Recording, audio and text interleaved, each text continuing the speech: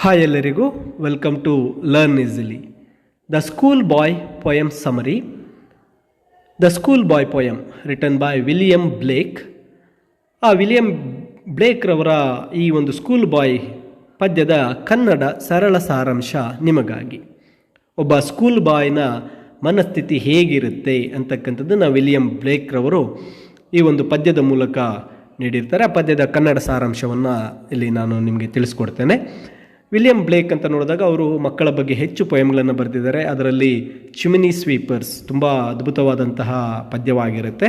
ಅವರ ಈ school boy ಪದ್ಯದ ಒಂದು ಸಮರಿ ಅಥವಾ ಒಂದು ಸಾರಾಂಶ ಏನು ಅಂತ ನೋಡೋದಾದರೆ, ಒಬ್ಬ ಸ್ಕೂಲ್ ಬಾಯ್ ತನ್ನ ಮನಸ್ಸಿನ ಮಾತುಗಳನ್ನು ಹೇಗೆ ವ್ಯಕ್ತಪಡಿಸ್ತಾನೆ, ಆತನ ಆಸೆಗಳೇನು, ಆತನು ಯಾವುದನ್ನು ಹೆಚ್ಚು ಇಷ್ಟಪಡ್ತಾನೆ ಅಂತಕ್ಕಂಥದ್ದನ್ನ ತಿಳಿಸಲಾಗಿದೆ. ಇಲ್ಲಿ ಸ್ಕೂಲ್ ಬಾಯ್ ಅಂತಕ್ಕಂಥವನು ಸಮ್ಮರ್ ಮಾರ್ನಿಂಗ್ ಅಲ್ಲಿ ಬೆಳಗ್ಗೆ ಹೇಳ್ತಕ್ಕಂತಹ ಆ ಮುಂಜಾನೆಯ ಸಮಯವನ್ನು ಬಹಳಷ್ಟು ಇಷ್ಟಪಡ್ತಾನೆ. He loves the rise in a summer morning. ಅವನು ಬೆಳಗ್ಗೆ ಎದ್ದೇಳ್ತಕ್ಕಂತಹ ಒಂದು ಸನ್ನಿವೇಶವನ್ನು ಬಹಳಷ್ಟು ಪ್ರೀತಿ ಮಾಡ್ತಾನೆ. ಯಾಕಂದರೆ ಆ ಮುಂಜಾನೆಯ ಸಮಯದಲ್ಲಿ ಎಲ್ಲ ಬರ್ಡ್ಸ್ ಎದ್ದಿರುತ್ತೆ, ಎಲ್ಲ ಬರ್ಡ್ಸ್ ಹಾಟನ್ನು ಹಾಡ್ತಾ ಇರುತ್ತೆ. ಅವೆಲ್ಲವೂ ಸಹ ಆ ಮರಗಳ ಮೇಲೆ ಕೂತಿರುತ್ತೆ. ಅದೇ ಸಮಯಕ್ಕೆ ಈ ಹಂಟ್ಸ್ಮ್ಯಾನ್ಸ್ ಅಂದಾಗ ಬೇಟೆಗಾರರಾಗಿರ್ಬೋದು, ರೈತರಾಗಿರ್ಬೋದು, ಎಲ್ಲರೂ ಸಹ ತಮ್ಮ ತಮ್ಮ ಕೆಲಸಕ್ಕೆ ಹೋಗಲು ಮುಂಜಾನೆಯ ಸಮಯದಲ್ಲಿ ಎದ್ದು ಸ್ವತಂತ್ರರಾಗಿರ್ತಾರೆ. ಆ ಪಕ್ಷಿಗಳಾಗಿರಬಹುದು, ಜನರಾಗಿರಬಹುದು. ಹಾಗೆ ಆ ವಿದ್ಯಾರ್ಥಿ ಕೂಡ ಸಮ್ಮರ್ ಮಾರ್ನಿಂಗಲ್ಲಿ ಎದ್ದಂತಹ ವಿದ್ಯಾರ್ಥಿ ಇವೆಲ್ಲವನ್ನು ನೋಡಿ ತುಂಬ ಇಷ್ಟಪಡ್ತಾನೆ. ಓಕೆ, ಆ ಪಕ್ಷಿಗಳು ಮರಗಳ ಮೇಲೆ ಕುಳಿತು ಹಾಡೋದು, ಮತ್ತು ಹಂಟ್ಸ್ಮನ್ ಬೇಟೆಗಾರರು ಆ ಬೇಟೆಗೆ ಹೋಗ್ತಕ್ಕಂಥದ್ದು, ರೈತರು ಆ ಹೊಲಗಳಿಗೆ ಹೋಗ್ತಕ್ಕಂಥದ್ದು, ಮತ್ತು ಈ ಎಲ್ಲ ಜೊತೆಗೆ ಸ್ಕೈಲಾರ್ಕ್ ಒಂದು ಪಕ್ಷಿ ಹಾಡ್ತಕ್ಕಂಥದ್ದು ಎಲ್ಲವನ್ನು ಆ ವಿದ್ಯಾರ್ಥಿ ಅಥವಾ ಸ್ಕೂಲ್ ಬಾಯ್ ತುಂಬ ಇಷ್ಟಪಡ್ತಾನೆ. ಮತ್ತು ಆ ಎಲ್ಲ ಪರಿಸರದ ಕಂಪನಿಯನ್ನು ಆತ ಎಂಜಾಯ್ ಮಾಡ್ತಾನೆ.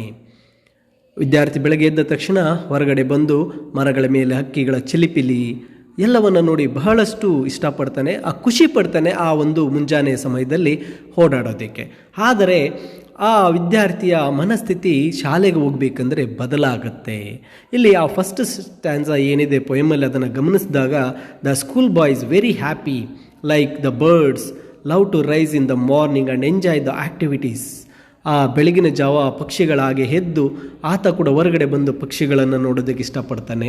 ಆ ಮಾರ್ನಿಂಗನ್ನು ಬಹಳ ಪ್ರೀತಿ ಮಾಡ್ತಾನೆ. ಆ ಮುಂಜಾನೆ ಸಮಯದಲ್ಲಿ ನಡೀತಕ್ಕಂಥ ಎಲ್ಲ ಆ್ಯಕ್ಟಿವಿಟೀಸನ್ನು ಕೂಡ ಆತ ನೋಡ್ತಾನೆ. ಆ ನೋಡ್ತಕ್ಕಂಥ ಆ್ಯಕ್ಟಿವಿಟೀಸಲ್ಲಿ ಆತನಿಗೆ ಒಂದು ಪ್ರೀತಿ ಹುಟ್ಟುತ್ತೆ, ಒಂದು ನಂಬಿಕೆ ಇರುತ್ತೆ, ಒಂದು ರೀತಿ ಆಸ್ಪಿರೇಷನ್ಸ್, ತನ್ನದೇ ಆಗಿರ್ತಕ್ಕಂಥ ಉತ್ಸಾಹವನ್ನು ಬೆಳೆಸ್ಕೊಳ್ತಾನೆ. ಇಲ್ಲಿ ಆ ಮನುಷ್ಯರಾಗಿರ್ಬೋದು, ಪ್ರಾಣಿಗಳಾಗಿರ್ಬೋದು, ಪಕ್ಷಿಗಳಾಗಿರ್ಬೋದು, ಬೆಳಗ್ಗೆ ಮುಂಜಾನೆ ಏಕೆ ಹೇಳ್ತಾರೆ ಅಂದರೆ ತಮ್ಮ ದಿನನಿತ್ಯದ ಕಾರ್ಯಗಳು ಸರಿಯಾಗಿ ನಡೀಲಿ ಅಂತ ಒಂದು ಹೋಪ್ನಿಂದ ಎದ್ದೇಳ್ತಾರೆ. ಹಾಗೆ ವಿದ್ಯಾರ್ಥಿ ಎದ್ದವನು ಈ ಮುಂಜಾನೆ ಎಲ್ಲ ಆಕ್ಟಿವಿಟೀಸನ್ನು ಆತ ತುಂಬ ಇಷ್ಟಪಡ್ತಾನೆ. ಆದರೆ ಅದೇ ವಿದ್ಯಾರ್ಥಿ ಮುಂದೆ ಶಾಲೆಗೆ ಹೋಗಬೇಕು ಅಂದ ತಕ್ಷಣ ಆ ಇಡೀ ಟೋಟಲ್ ಆತನ ವಿದ್ಯಾರ್ಥಿ ಆ ಸ್ಕೂಲ್ ಬಾಯ್ನ ಮೈಂಡ್ ಸೆಟ್ ಚೇಂಜ್ ಆಗಿಬಿಡುತ್ತೆ. ಏಕೆಂದರೆ ಬೆಳಗ್ಗೆ ಎದ್ದಾಗ ತುಂಬ ಸಂತೋಷದಿಂದ ಎದ್ದಿರ್ತಾನೆ, ಎಲ್ಲವನ್ನು ನೋಡಿ ತುಂಬ ಪ್ರೀತಿಯಿಂದ ಖುಷಿಯಿಂದ ಇರ್ತಕ್ಕಂಥ ವಿದ್ಯಾರ್ಥಿ ಶಾಲೆಗೆ ಹೋಗ್ಬೇಕಂದ್ರೆ ಆತ ತನ್ನ ಹೋಪನ್ನು ಕಳ್ಕೊಳ್ತಾನೆ. ಜಾಯ್ಲೆಸ್ನೆಸ್, ಅಲ್ಲಿ ಯಾವುದೇ ರೀತಿ ಸಂತೋಷ ಇಲ್ಲ ಶಾಲೆಯಲ್ಲಿ ಅಂತಕ್ಕಂತಹ ಒಂದು ಮೂಡ್ಗೆ ಬಂದುಬಿಡ್ತಾನೆ. ಸೊ ಆದ್ದರಿಂದ ಆ ಸ್ಕೂಲ್ ಬಾಯ್ ಏನಂತ ಹೇಳ್ತಾನಪ್ಪ ಅಂದರೆ, ಸಮ್ಮರ್ ಮಾರ್ನಿಂಗಲ್ಲಿ ಸ್ಕೂಲ್ಗೆ ಹೋಗ್ತಕ್ಕಂಥದ್ದು ನನ್ನ ಎಲ್ಲ ಸಂತೋಷವನ್ನು ಕಿತ್ಕೊಳ್ಳುತ್ತೆ ಅನ್ನೋದನ್ನು ಹೇಳ್ತಾನೆ. ತನ್ನ ಹ್ಯಾಪಿನೆಸ್ಸನ್ನು ಕಳ್ಕೊಳ್ತೀನಿ ಅಂತ ಹೇಳ್ತಾನೆ.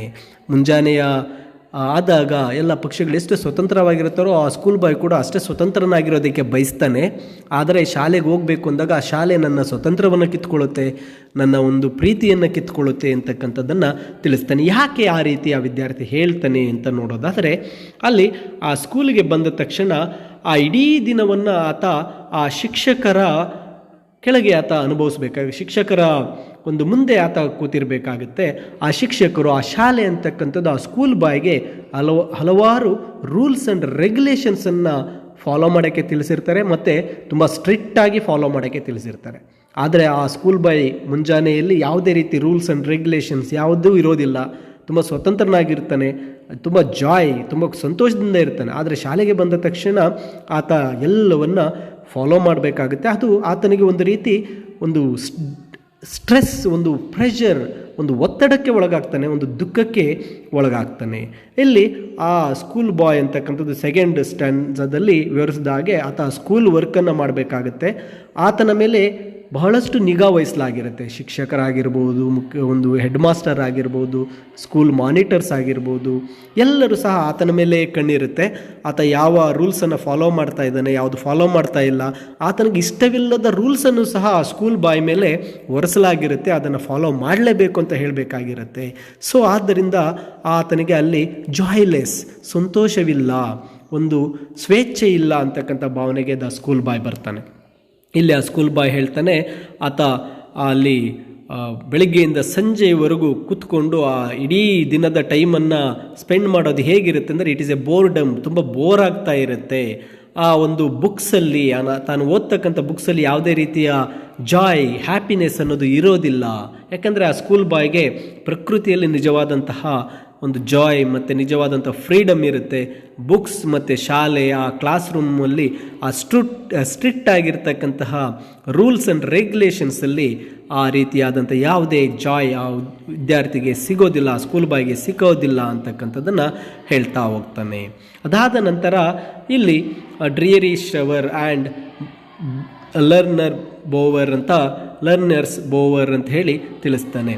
ಅಂದರೆ ಆ ಒಂದು ಮರದ ಕೆಳಗಡೆ, ಮರದ ನೆರಳಲ್ಲಿ ಅಥವಾ ಈ ಒಂದು ಇನ್ಸ್ಟಿಟ್ಯೂಷನ್ಸ್, ಸ್ಕೂಲ್ಸ್ ಮತ್ತು ಯೂನಿವರ್ಸಿಟಿಗಳಲ್ಲಿ ನಾವು ಕುಳಿತುಕೊಳ್ತಕ್ಕಂಥದ್ದು ಓನ್ಲಿ ನಾಲೆಡ್ಜನ್ನು ಪಡೆಯೋದಕ್ಕಷ್ಟೇ ಹೊರತು ಯಾವುದೇ ರೀತಿಯ ಒಂದು ಜಾಯ್ನೆಸ್, ಹ್ಯಾಪಿನೆಸ್ ಸಿಗೋದಿಲ್ಲ ಅಂತಕ್ಕಂಥದ್ದನ್ನು ಆ ವಿದ್ಯಾರ್ಥಿ ತಿಳಿಸ್ತಾನೆ, ಆ ಸ್ಕೂಲ್ ಬಾಯ್ ಹೇಳ್ತಾನೆ.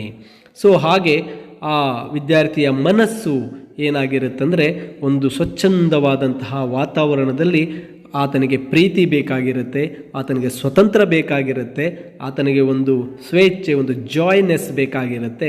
ಬಟ್ ಆತ ಒಂದು cruel I of teachers R parents as destroyed the basic purpose of education. ಆ ವಿದ್ಯಾರ್ಥಿ ಏನು ಹೇಳ್ತಾನೆ, ಶಾಲೆಗೆ ಬಂದಾಗ ಸ್ಕೂಲ್ ಬಾಯ್ಗೆ ಈ ಶಿಕ್ಷಕರು, ಪೇರೆಂಟ್ಸ್ ಎಲ್ಲ ಏನು ಮಾಡ್ತಾ ಇದ್ದಾರೆ, ಬೇಸಿಕ್ ಪರ್ಪಸ್ ಆಫ್ ಎಜುಕೇಷನ್ ಅಂದ್ರೇ ಒಬ್ಬ ವಿದ್ಯಾರ್ಥಿ, ಒಂದು ಸ್ಕೂಲ್ ಬಾಯ್ಗೆ ಒಂದು ಸ್ವತಂತ್ರತೆಯನ್ನು ಕೊಡಬೇಕು, ಒಂದು ಉಲ್ಲಾಸವನ್ನು ಕೊಡಬೇಕು, ಒಂದು ಫ್ರೀಡಮನ್ನು ಕೊಡಬೇಕು. ಆದರೆ ಇವೆಲ್ಲವೂ ಸಹ ನಮ್ಮ ಶಿಕ್ಷಕರು, ಪೇರೆಂಟ್ಸ್ ಅನ್ನೋರು ಆ ವಿದ್ಯಾರ್ಥಿಯಿಂದ ಕಸಿದುಕೊಂಡಿದ್ದಾರೆ ಅಂತಕ್ಕಂಥ ಮಾತನ್ನು ಇಲ್ಲಿ ವಿಲಿಯಂ ಬ್ಲೇಕ್ ರವರು ತಿಳಿಸ್ತಾರೆ. ಇಲ್ಲಿ ವಿದ್ಯಾರ್ಥಿ ಅಂತಕ್ಕಂಥವನು ಶಾಲೆಗೆ ಬರ್ತಕ್ಕಂಥದ್ದು ಅಥವಾ ಸ್ಕೂಲ್ ಬಾಯ್ ಶಾಲೆಗೆ ಬರ್ತಕ್ಕಂಥದ್ದು ಓನ್ಲಿ ಜ್ಞಾನಕ್ಕೆ ಆಗಿಯೇ ಹೊರತು ಯಾವುದೇ ರೀತಿ ಒಂದು ಸ್ವತಂತ್ರ, ಪ್ರೀತಿ, ಲವ್ ಅಂತಕ್ಕಂಥದ್ದು, ಒಂದು ಜಾಯ್ನೆಸ್ ಅನ್ನೋದು ಅಲ್ಲಿ ಸಿಗ್ತಾ ಇಲ್ಲ. ಆ ಸ್ಕೂಲ್ ಬಾಯ್ ಶಾಲೆಯಲ್ಲಿ ಬರೋದನ್ನು ಏನಂತ ಕಂಪೇರ್ ಮಾಡ್ತಾನಪ್ಪ ಅಂದರೆ ಲೈಕ್ ಎ ಕೇಜ್ಡ್ ಬರ್ಡ್ಸ್, ಪಂಜರದಲ್ಲಿ ಹಾಕಿರ್ತಕ್ಕಂಥ ಪಕ್ಷಿಗಳ ಹಾಗೆ. ಅವುಗಳಿಗೆ ಸ್ವತಂತ್ರ ಇಲ್ಲ, ಸ್ವೇಚ್ಛೆಯಾಗಿ ಹಾರಾಡೋದಕ್ಕೆ ಆಗೋದಿಲ್ಲ. ಆ ರೀತಿ ಸಹ ಆ ಸ್ಕೂಲ್ ಬಾಯ್ ತನ್ನನ್ನು ತೆಗೆದುಕೊಂಡೋಗಿ ಒಂದು ಸ್ಕೂಲ್ ಅಂತಕ್ಕಂಥ ಪಂಜರದಲ್ಲಿ ಇಟ್ಟಿದ್ದಾರೆ ಅಂತಕ್ಕಂಥದ್ದನ್ನು ತಿಳಿಸ್ತಾನೆ. ಹಾಗೆ ತಾನು ಆ ಒಂದು ಚಿಕ್ಕ ವಿದ್ಯಾರ್ಥಿ ಅಥವಾ ಆ ಸ್ಕೂಲ್ ಬಾಯ್, ನಾನು ಕೂಡ ಒಂದು ಯೂತ್ಫುಲ್ ಸ್ಪ್ರಿಂಗ್, ಒಂದು ಆಸೆಯಿಂದ ಹೊರಗಡೆ ಸ್ವೇಚ್ಛೆಯಾಗಿ ಹೋರಾಡಬೇಕು ಅಂದ್ಕೋತಾನೆ. ಆದರೆ ಅದನ್ನು ಆತನಿಗೆ ನೀಡಿರೋದಿಲ್ಲ. ಇಲ್ಲಿ ಟೀಚರ್ಸ್ ಮತ್ತು parents must not forget to give them a joy of freedom when the latter keep their wings locked. ಇಲ್ಲಿ ಆ ಮಕ್ಕಳಿಗೆ ಆ ಟೀಚರ್ಸ್ ಮತ್ತು ಪೇರೆಂಟ್ಸ್ ಏನು ಮಾಡ್ತಾ ಇದ್ದಾರೆ, ಆ ಸ್ವತಂತ್ರತೆಯನ್ನು ಇಲ್ಲಿ ಕೊಡ್ತಾ ಇಲ್ಲ ಮಕ್ಕಳಿಗೆ. ಶಾಲೆ ಅಂತ ಹೇಳಿ ಅವರನ್ನು ಬಂಧಿಸಿ ಅವರ ಮೇಲೆ ಒತ್ತಡದಿಂದ ಕೆಲವು ರೂಲ್ಸ್ ಆ್ಯಂಡ್ ರೆಗ್ಯುಲೇಷನ್ಸನ್ನು ಹಾಕಿ ನೀವು ಹೀಗೆ ಇರಬೇಕು, ಇದೇ ರೀತಿ ಮಾಡಬೇಕು ಅಂತ ಹೇಳಿ ಆ ಮಕ್ಕಳ ಸ್ವತಂತ್ರವನ್ನು, ಸಂತೋಷವನ್ನು ಈಗಿನ ಒಂದು ಶಿಕ್ಷಣ ಅಂದ್ಕೊಳ್ತಕ್ಕಂಥದ್ದು ಕಸಿತಾ ಇದೆ ಅಂತಕ್ಕಂಥ ಮಾತನ್ನು ವಿಲಿಯಂ ಬ್ಲೇಕ್ ಹೇಳ್ತಾರೆ. And he is saying that ಆ ಸ್ಕೂಲ್ ಬಾಯ್ ಅಂತಕ್ಕಂಥವರು ಆ ಶಾಲೆಗಳಲ್ಲಿ ಲಾಕ್ ಆಗಿದ್ದಾರೆ, ಒಂದು ಬೋನಿನಲ್ಲಿ ಸಿಕ್ಕಂತಹ, ಪಂಜರದಲ್ಲಿ ಸಿಕ್ಕಂತಹ ಪಕ್ಷಿಗಳಾಗಿದ್ದಾರೆ. ಅವರಿಗೆ ಜಾಯ್ಲೆಸ್ ಆ್ಯಂಡ್ ಲಾಂಗ್ಸ್ ಫಾರ್ ಫ್ರೀಡಮ್. ಆ ಮಕ್ಕಳು ತುಂಬ ಸಂತೋಷದಲ್ಲಿಲ್ಲ, ಅವರು ಒಂದು ಫ್ರೀಡಮ್ಗಾಗಿ, ಒಂದು ಉಲ್ಲಾಸಕ್ಕಾಗಿ, ಒಂದು ಸಂತೋಷಕ್ಕಾಗಿ ಕಾಯ್ತಾ ಇದ್ದಾರೆ ಅಂತಕ್ಕಂಥ ಮಾತನ್ನು ತಿಳಿಸ್ತಾರೆ. ಇನ್ನು ಕೊನೆಯದಾಗಿ ಆತ ಒಂದು ಪೇರೆಂಟ್ಸ್ ಜೊತೆ ಮಾತಾಡುವ ಹಾಗೆ ಹೇಳ್ತಾ, ಆ ಮಕ್ಕಳಂತಕ್ಕಂಥವ್ರು ಈಗ ತಾನೇ ಬೆಳೀತಾ ಇರ್ತಕ್ಕಂಥ ಅರಳೋದಕ್ಕೆ ನಿಂತಿರ್ತಕ್ಕಂಥ ಮೊಗ್ಗುಗಳ ಹಾಗೆ, they are birds are they are the flowers, ಅವರೊಂದು ಫ್ಲವರ್ಸ್ ಇದ್ದ ಹಾಗೆ. They are newly grown twigs, ಅವರು ಈಗ ತಾನೇ ಬೆಳೀತಾ ಇರ್ತಕ್ಕಂತಹ ಮಕ್ಕಳು. ಸೊ ನಾವೇನು ಮಾಡಬೇಕು, ಆ ಫ್ಲವರ್ಸನ್ನು ಪ್ಲಾಂಟ್ನಲ್ಲಿ ಹೇಗೆ ಬೆಳೆಸಬೇಕಂತಕ್ಕಂಥ ಮುದ್ದಾಗಿ ನಾವು ಫ್ಲವರ್ಗಳನ್ನು ಬೆಳೆಸ್ತೀವೋ ಹಾಗೆ ಅವರನ್ನು ಬೆಳೆಸಬೇಕಾಗುತ್ತೆ. ಸೊ ಆ ರೀತಿ ಆ ಸ್ಕೂಲ್ ಬಾಯ್ ಅಂತಕ್ಕಂಥವನಿಗೂ ಸಹ ನಾವು ಯಾವುದೇ ರೂಲ್ಸ್, ರೆಗ್ಯುಲೇಷನ್ಸ್, ರೆಸ್ಟ್ರಿಕ್ಷನ್ಸನ್ನು ಇಟ್ಟು ಬೆಳೆಸೋದ್ರಿಂದ ಅವರು ನಿಜವಾಗಲೂ ಅವರ ಒಂದು ಸ್ವತಂತ್ರತೆಯನ್ನು, ಅವರ ಒಂದು ಲವ್ವನ್ನು, ಅವರ ಒಂದು ಹ್ಯಾಪಿನೆಸ್ಸನ್ನು ಕಳ್ಕೊಳ್ತಾರೆ. ಆದ್ದರಿಂದ ಆ ಮಕ್ಕಳಿಗೆ ನಾವು ಅವುಗಳನ್ನು ಮತ್ತೆ ನೀಡಬೇಕಾದ್ರೆ ಮಕ್ಕಳನ್ನು ನಾವು ತುಂಬ ಪ್ರೀತಿಯಿಂದ ಅವರಿಗೆ ಪ್ರೀತಿಯನ್ನು ನೀಡಬೇಕು. Like the flower plant will be left in sorrow and dismay. ಇಲ್ಲಿ ಆ ಕೊನೆಯಲ್ಲಿ ವಿಲಿಯಂ ಬ್ಲೇಕ್ರವರು ಹೇಳ್ತಾರೆ, ಈಗಿನ ಮಕ್ಕಳು ಹೇಗಿದ್ದಾರಪ್ಪ ಅಂದರೆ ಆ ಒಂದು ಪ್ಲಾಂಟ್ನಲ್ಲಿ ಆ ಒಂದು ಹೂವನ್ನು ಬಿಟ್ಟಿದ್ದೀವಿ, ಹಾಗೆ ಆ ಮಕ್ಕಳು, ಆ ಸ್ಕೂಲ್ ಬಾಯ್ ಅಂತಕ್ಕಂಥವ್ರು ಸಾರೋ ಅಂದರೆ ದುಃಖದಿಂದ ಆ ಮಕ್ಕಳು ಶಾಲೆಗೆ ಹೋಗ್ತಾ ಇದ್ದಾರೆ, ಅವರಿಗೆ ಯಾವುದೇ ರೀತಿ ಪ್ರೀತಿ, ಒಂದು ಉತ್ಸಾಹ ಇಲ್ಲ, ನಿಜವಾದಂತಹ ಒಂದು ಜಾಯ್ನೆಸ್, ಹ್ಯಾಪಿನೆಸ್ ಅನ್ನೋದು ಇಲ್ಲ. ಅದನ್ನು ನಾವು ಪೇರೆಂಟ್ಸ್ ಆದಂಥ, ಟೀಚರ್ಸ್ ಆದಂಥವ್ರು ಮನಗೊಳ್ಬೇಕು, ಅವ್ರಿಗೆ ಅದನ್ನು ನೀಡಬೇಕು ಅಂತಕ್ಕಂಥ ಮಾತನ್ನು ಹೇಳ್ತಾ ಈ ಒಂದು ಪದ್ಯವನ್ನು ತಿಳಿಸಿರ್ತಾರೆ. The school boy by William Blake. I hope ಈ ಒಂದು ಕನ್ನಡದ ಸರಳ ಸಾರಾಂಶ ನಿಮಗೆ ಅರ್ಥ ಆಗಿದೆ ಅಂತ ತಿಳಿಸ್ತಾ ಎಲ್ಲರಿಗೂ ಧನ್ಯವಾದಗಳು.